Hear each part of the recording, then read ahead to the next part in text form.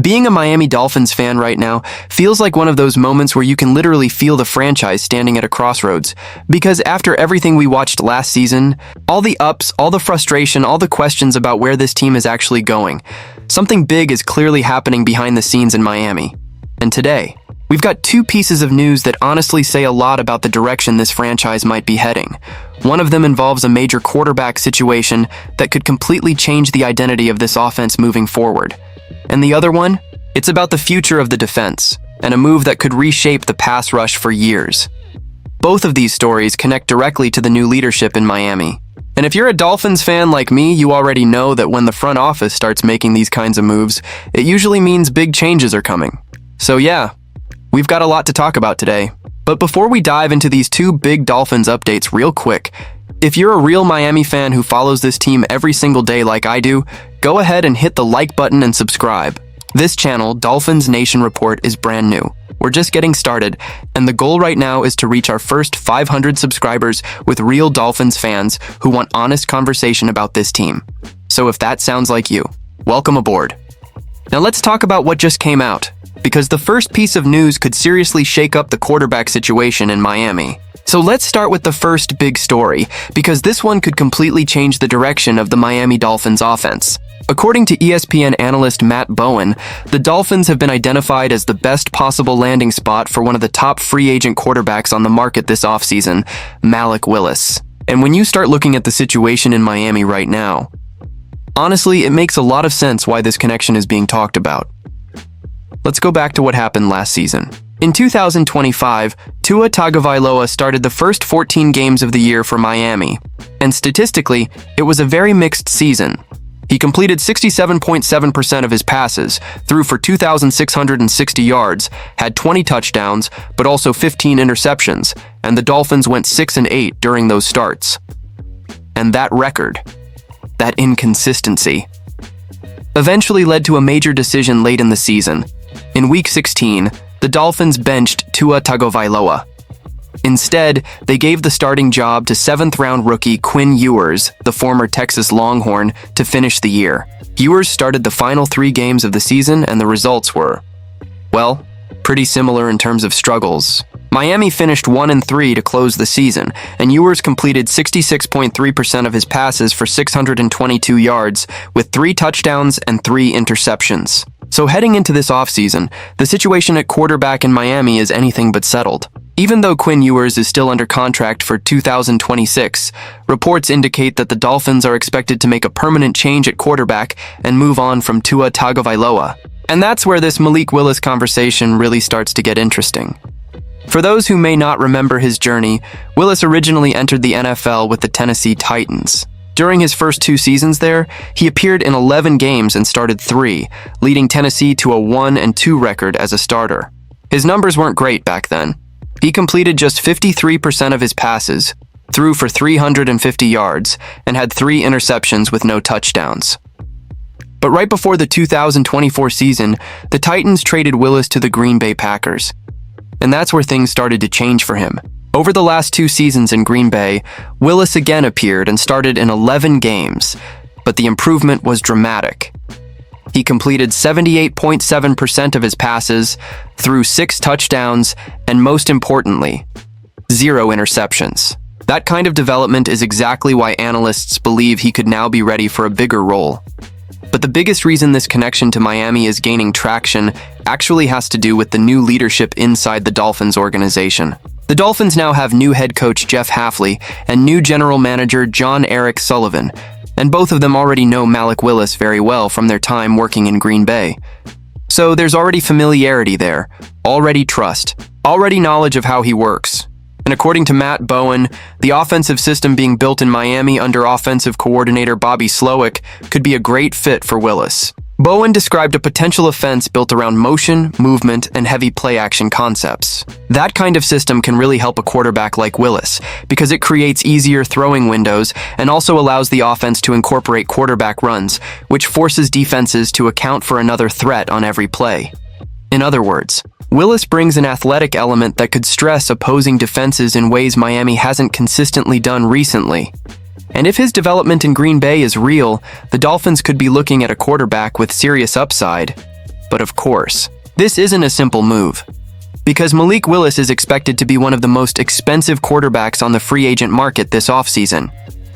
Projections suggest his contract could land somewhere between $20 and $30 million per year. And here's the complicated part. If Miami moves on from Tua Tagovailoa, they're also going to be dealing with a significant dead cap hit from that contract. So the Dolphins front office would have to decide if they're willing and able to take that financial hit while also paying a new starting quarterback. That's a major decision for the new regime.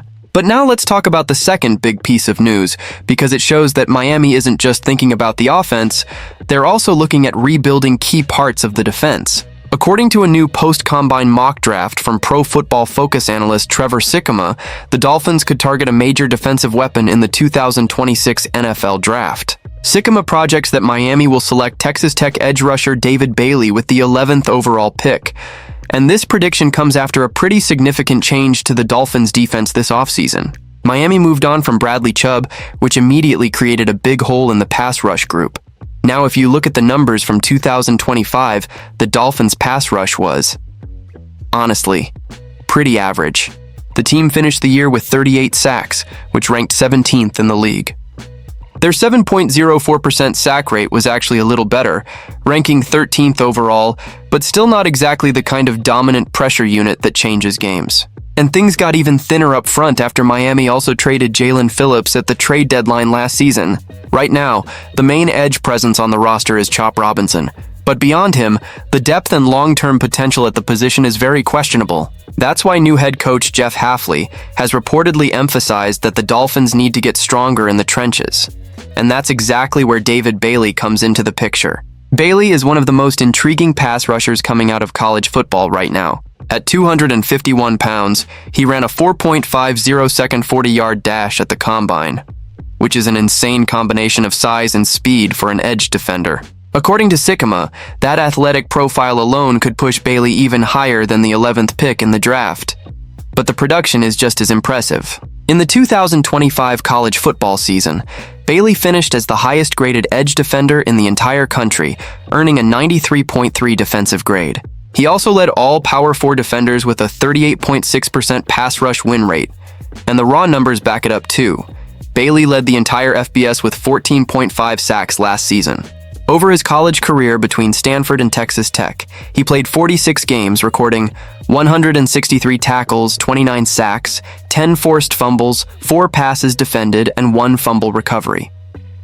Before college, he was a 4-star recruit from Mater Dei High School in Santa Ana, California, one of the most well-known high school football programs in the country.